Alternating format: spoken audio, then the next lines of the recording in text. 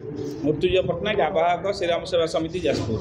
देखो प्रत्येक वर्ष भली चलित वर्ष रामनवमी अवसर में आसंता 18 तारिख दिन श्रीराम सचेतनता शोभा यात्रा जो जाजपुर सहर अनुष्ठित हुए से परिप्रेक्षी आज पत्रकार सम्मेलन प्रत्येक वर्ष भली चलित वर्ष श्रीराम सचेतनता शोभा यात्रा 18 तारिख दिन अपराह 4 घटिया समय माँ मंगला मंदिर निकटर बाहरी माँ विरजा मंदिर सम्मुख दे जाजपुर सहर परिक्रमा करिवो। देवीगढ़ा घाट में ये कार्यक्रम समापन करा जिवो। एही कार्यक्रम में आपाततः 2 ରୁ 3 हजार राम भक्त सामिल हेबे। तत्सहित आम प्रभु रामकर भव्य मूर्ति एथिरे सामिल करुचु।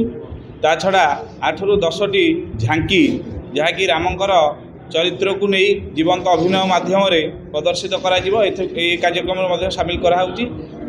ए कार्यक्रम में आपण मानक माध्यम आह्वान करुचु समस्त जाजपुर युववर्ग मानकु एवं समस्त हिंदू समाज को ये कार्यक्रम में आसी स्वतः प्रबुद्ध भाव सामिल हो कार्यक्रम टी सफल कराते।